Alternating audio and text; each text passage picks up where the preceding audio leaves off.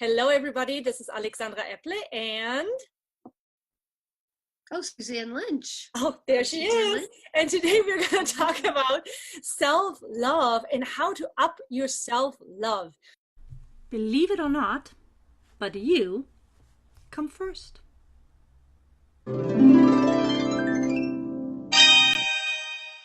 So what we are noticing in our practices as yoga health coaches and yoga teachers, that the level of self-love is just at an all-time low for so many people, that really would be awesome for everyone to come into our practice and say, hey, we love ourselves at a level of 10. But really what's happening is that most people come in and they say, well, I don't know, it's a 2 or a 3 or a 4 or 5.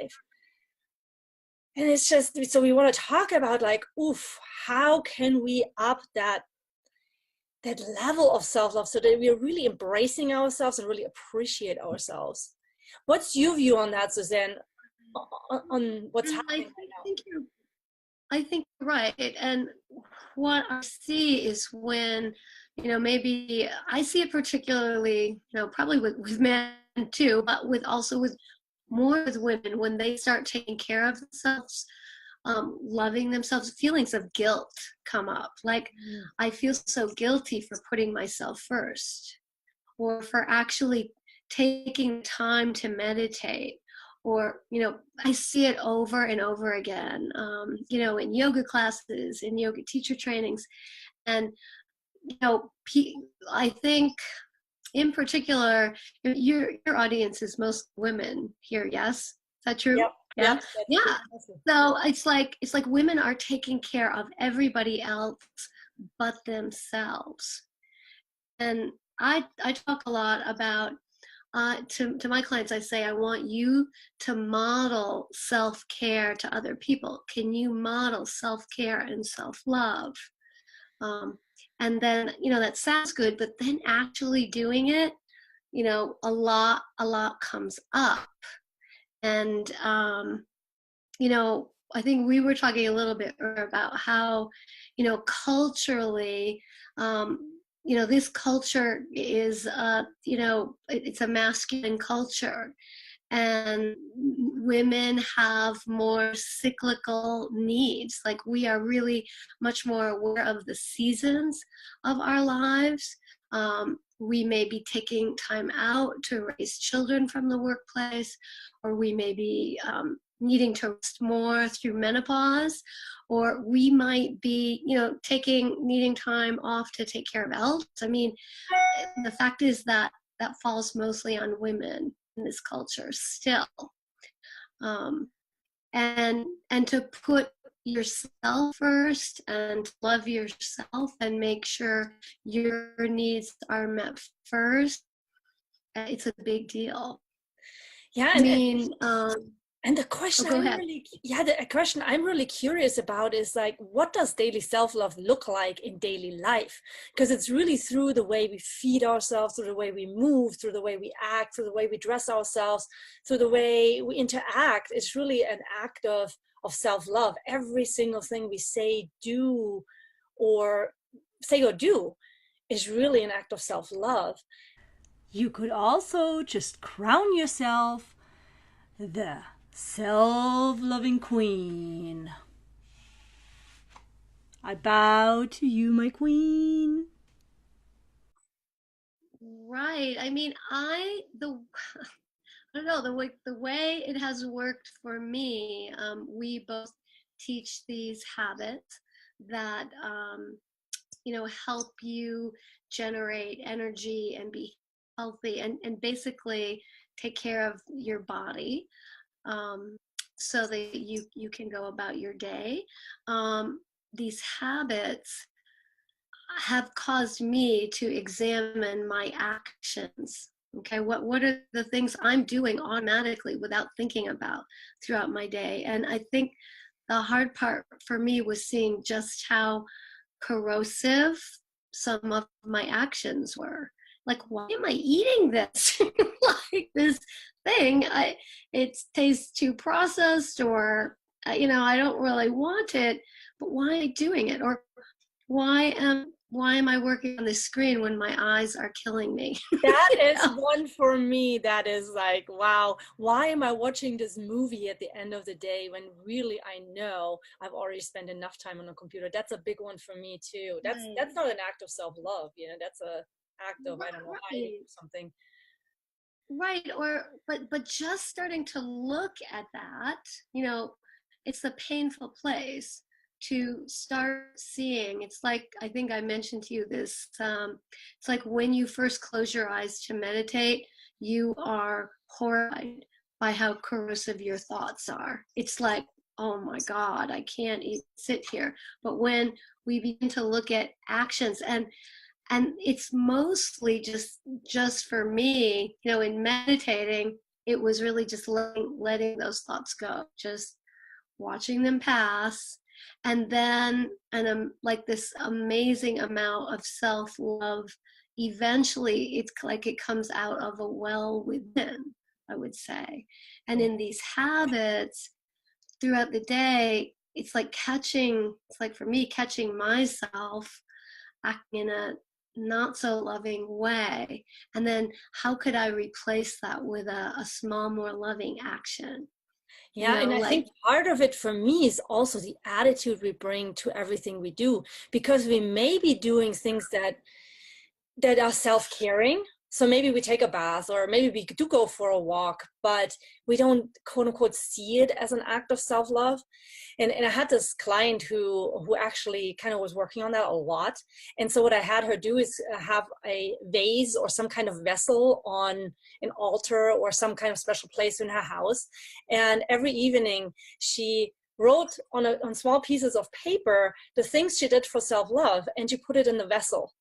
And, you know, just simply having that tiny habit or that tiny action where she was like, oh, I went for lunch actually, and I took 30 minutes for lunch. That was an act of self-love. I actually took time away from the office. Oh, that's an act of self-love. I can put that in there.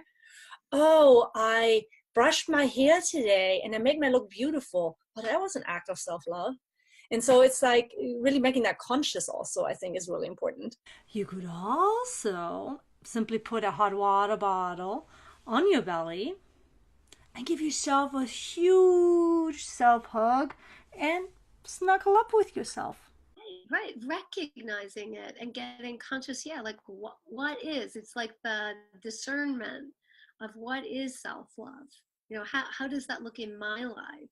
I love that idea of that jar, and you know, and that each person, you know, is worthy of love, I think, is the underlying underlying theme too That there. is huge, right? We gotta feel like we're enough. But then the thing comes out also is like we have to fake it until we make it.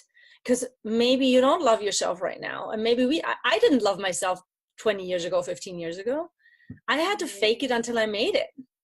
Really. right, right. And to, I don't know, and to just be holding that tension, I guess, of where, you know, where I'd like to be. And then I think the act of caring for yourself um, will bring up the stuff that needs to leave.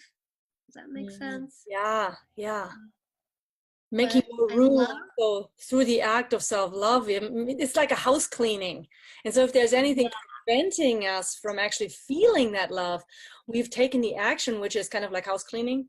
And then all of a sudden we're like, yeah, oh, after a while, we're like, oh, I feel it now. right. And like the love can then land. Hmm. It can land, and you can receive it and take it in. I And love that. that's Yeah. really, Yeah. that's really, So I'm really curious. Let's what are you doing to increase your level of self-love in your life? Like, what are the one, two, three tiny things that really make a big difference for you? you know, I think for me personally, what has been so key and so important is my meditation practice. Like that is the thing that cleans house, that allows, you know, love to land. And it may be, you know, just my particular circumstance, and my past, and I have such maybe an active mind, that's been super essential. And then I think also for me personally, it's I have to get outside and move and get fresh air. That's a way that um, you know it makes my body feel better. It gives me prana and life force, and it helps me switch out to a more spacious form, like, of my mind. Like, if my mind is contracted and I don't know, just too focused on something, like, I won't be open to what is available, what love is coming my way, right? Meditation and nature for you. Yeah, Yeah. those are big for me too. But I think for me, the biggest one is taking one full day off a week. That is a real act of self-love, because I'm such an achiever and I very easily could just keep running throughout my week. And if I don't take that day off, my whole week is gonna be like, oh God, I have to do X, I have to do Y, and then I'm just like so drained, and that's so not self-loving, is it? That would be one. And then I think over the years, my second one would be self-massage. That really cultivates putting oil on the Yeah. body is like putting love on the body. And I think that helped me a lot over the years to create a really good self body image and really being okay with the Yeah. way my body looked and felt and presented itself. Yes. Yes. And um what was your first one again? It was oil and Taking a day off. on the day off. Right. And I was thinking when I heard that it's like honoring the pulsation of activity and rest. Mhm. And it's like that rest makes everything else possible, all the activity possible. And that's, it's in our culture, it's just like work, work, work, work, work. And so it's like such a oh my God, it's such a game changer to take that time Yeah. to actually take care of yourself. Do you do certain things on your day off, or do you just have a really open day, or? Have an absolutely open day with nothing planned. And then if I feel like it, I go on a long hike. Or if I feel like it, I go on an excursion to some hot springs. And if I feel like it, I just lay about in the house and read a book. But it's that day where I wake up and I don't have any appointments. I have nothing that I have to do. But if I feel like doing them, then I'll do them. That's my feeling day instead of my action day. Oh, great. Yeah. And that's simple. It doesn't really cost any money. Yeah, right? It's it's available to all of us, right?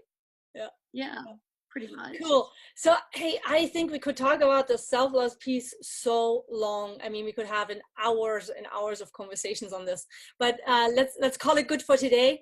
And you can get in touch with Suzanne via her website, which is Right. Right now, I'm using a website called SaratogaSpringsYoga.com. It is soon to be Suzanne Lynch Wellness, and I have a public Facebook page, business Facebook page, Suzanne Lynch Wellness.